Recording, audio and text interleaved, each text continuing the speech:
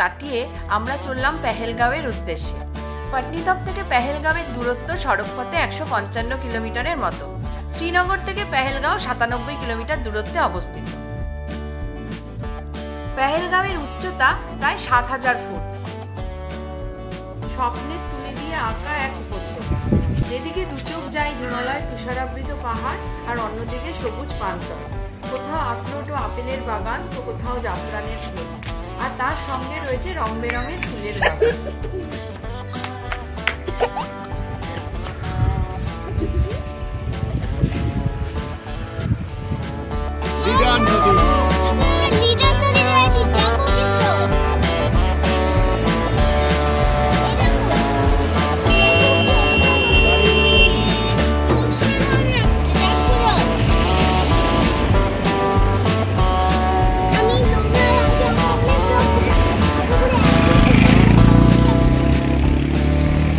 এই আমাদের hotel the regency,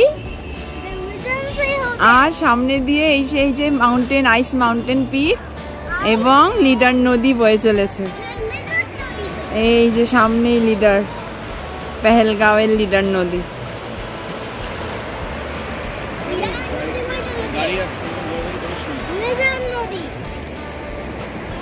এই দেখো এত সুন্দর, তোমরা আমাকে কমেন্ট করে জানাও এত সুন্দর ব্লগ কখনো তোমরা দেখেছো? বলো, কমেন্ট করে অবশ্যই জানিও, লাইক করো, শেয়ার করো, সাবস্ক্রাইব করো। আর এই যে আখরোটের গাছ, ম্যাপেল, পপলার সব গাছ, দারুণ দারুণ। সব গ্রিনারি আছে, পাহাড়টা জাস্ট দেখো, দেখো পাহাড়টা পুরো সাদা বড়। আমরা এখন আরু ভ্যালির উদ্দেশ্যে বেরোচ্ছি। আরু ভ্যালি, বেতাব ভ্যালি, চন্দনওয়ারি, অসাধারণ বিউটি। পেহেলগাঁও সত্যি অসাধারণ। এই যে দূরে নদী বয়ে যাচ্ছে, এই যে যত দূর দেখা যায় নদী, লিডার নদী। ফার, পাইন, উইলো, চিনার গাছে ঢাকা কাশ্মীরের প্রথম গ্রাম পেহেলগাঁও। পেহেলগাঁও গ্রামটি একদম শান্ত নিরিবিলি পরিবেশে অবস্থিত, আর পাশ দিয়ে কুলকুল করে বয়ে চলেছে লিডার নদী। এই খরস্রোতার শব্দ সবার মনকে ছুঁয়ে যেতে বাধ্য। দূরে নীল আকাশের নিচে দাঁড়িয়ে রয়েছে তুষারাবৃত পীর পাঞ্জাল রেঞ্জ, যা দেখে যেন মনে হয় খরস্রোতা লিডার গিয়ে মিশেছে নীলচে আকাশে।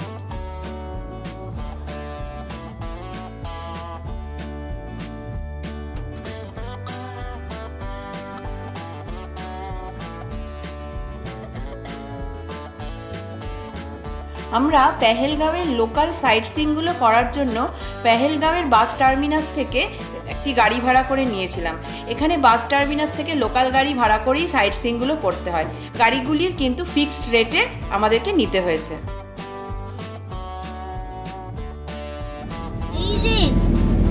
এখন আমরা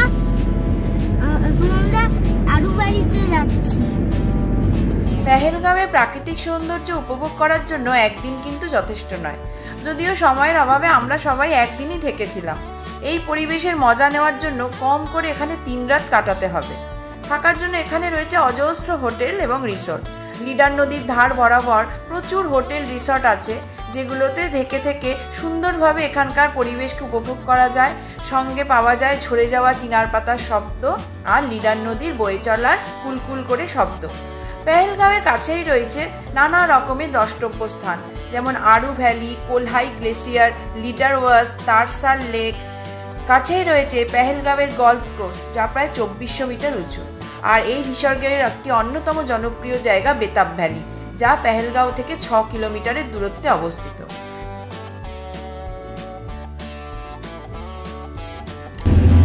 আচ্ছা, আরু ভ্যালি যাওয়ার পথে, आरी भैली जावर पथे तो ऐसे तो स्नोफॉल होता है, छोटे छोटे फ्लेक्स करती है, तो इसमें बड़ा बड़ा कैसे होगा? तो कैसे होगा? जमा होता है ना सर पूरी, और इसके ऊपर जमा होता है क्या? 25 रुपीज पर हेड एंट्री। और ये देना पड़ता है। एंट्री फीस है 25 रुपीज पर पर्सन। कैमरा है बड़ा कोई? नहीं नहीं। পেহেলগাঁও থেকে 12 কিলোমিটার দূরে এবং লিডার নদীর থেকে বেশ অনেকটা উচ্চতায় অবস্থিত আরু ভ্যালি আদতে একটি পাহাড়ি গ্রাম। এখানকার ওয়াইল্ড লাইফ স্যাংচুয়ারি একটা আলাদা রকমের শোভাবর্ধন করে। এখান থেকেই কোলাহই হিমবাহ ও কারসাল লেকে ট্রেকিং করতে যান পর্যটকরা। আরু ভ্যালিতে ঢোকার এন্ট্রি ফি পার পারসন 25 টাকা। Welcome to Aru valley. এখন আমরা আরু ভ্যালিতে, চারধারে শুধু স্নো পড়ে আছে। Hotel alpine Aru valley. এই যে দূরে বুবু দাঁড়িয়ে আছে, এই সামনে Saru darling. Saru, look at me. সারুর বাবাই, look at me, look at the camera. এই যে সব মাউন্টেন পিক চারধারে।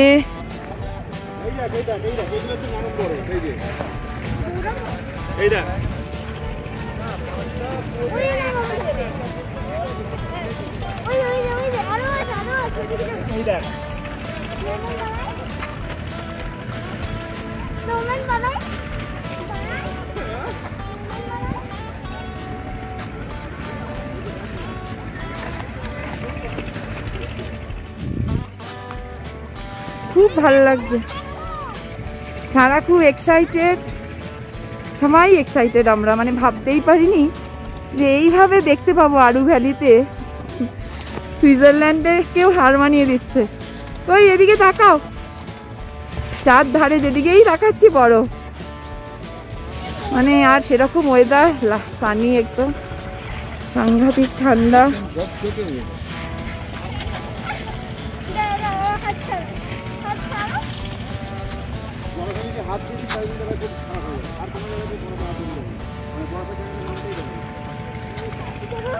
আরু ভ্যালিতে পৌঁছে আমরা পুরো সবাই চমকে গেলাম। যেদিকে তাকাচ্ছি চারদিকেই শুধু বরফ। এখানেই আছে কাশ্মীর ট্যুরিজমের হোটেল অ্যালপাইন, একদম আরু ভ্যালির মাঝখানে বরফের মধ্যে এই সুন্দর রিসোর্টের মতন ওদের ট্যুরিজমের হোটেল। এছাড়াও আরু ভ্যালিতে প্রচুর হোটেল আছে। 360 ডিগ্রি ভিউ আরু ভ্যালির।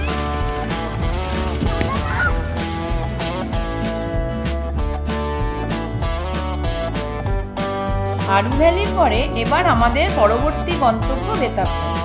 রাস্তার দুপাশে বরফের চাদর মোড়া, আর তার মধ্যে দিয়ে আমাদের গাড়ি চলল বেতাব ভ্যালির উদ্দেশ্যে। 1983 সালে নির্মিত সানি দেওল ও অমৃতা সিং অভিনীত হিন্দি সিনেমা বেতাবের শুটিং হয়েছে এই স্থানে। লিডার নদীর ধারে বিশাল এলাকা শুধুমাত্র এই সিনেমার জন্য সাজিয়ে তোলা হয়েছিল। বর্তমানে তা পর্যটকদের জন্য পার্কে রূপান্তরিত হয়েছে। বেতাব ভ্যালি, এই বেতাব ভ্যালি লিডার নদী বয়ে যাচ্ছে, মাঝখানে জল, বরফ, চারধারে পুরো সাদা। এই যে সবখানে শুধু বরফ। দেখো সবাই, এই যে লিডার নদী, বেতাব ভ্যালির পাশ দিয়ে বয়ে চলেছে লিডার। এই যে দেখো,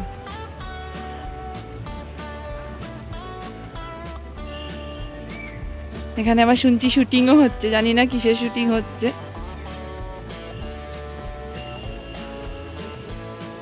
আবার ভালো করে একটু দেখাই, সব জায়গাতেই বরফ। লিডার নদীটা শুধু দেখো, এখানটা খুব শান্ত। বেতাব ভ্যালি দেখে আমাদের পরবর্তী গন্তব্য ছিল চন্দনবাড়ি। চন্দনবাড়ি পেহেলগাঁও থেকে 15 কিলোমিটার দূরে। মোটামুটি 30 মিনিট টাইম লাগে চন্দনবাড়ি পৌঁছাতে। যাই হোক, আমরা সেই বরফ ঢাকা রাস্তার মধ্যে দিয়ে চললাম চন্দনবাড়ির উদ্দেশ্যে। রাস্তার দুপাশে অসংখ্য জলপ্রপাত, যা তুষার চূড়া থেকে বরফ গেলে সৃষ্টি হয়েছে। লিডার নদী থাকে ডান দিকে এবং একটি ছোট্ট বাজারের মধ্যে দিয়ে আমরা চন্দনবাড়ির দিকে যাত্রা শুরু করলাম। এই ছোট্ট বাজারটি শেষ হবার পরেই রয়েছে একটি বিশাল বড় গ্লেসিয়ার। 9500 ফুট উচ্চতায় চন্দনবাড়ি শ্রী অমরনাথ যাত্রার জন্য বিখ্যাত। ভক্তদের শ্রী অমরনাথের পবিত্র গুহায় পৌঁছাতে এখান থেকে 32 কিলোমিটার পথ পাড়ি দিতে হয়।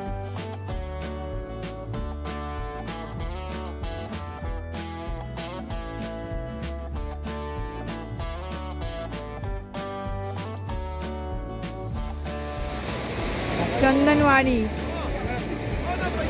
এটা হচ্ছে চন্দনবাড়ি। অমরনাথ যাওয়ার আগে এই অবধি গাড়ি আসে, সব জায়গায় বরফ। এই যে লিডার নদী বইছে, এই অবধি গাড়ি আসছে, এরপরে আর গাড়ি যাবে না। গাড়ির পয়েন্ট হচ্ছে এই অবধি, এরপরে পুরো বরফ, রাস্তা ব্লক। দারুণ ওয়েদার।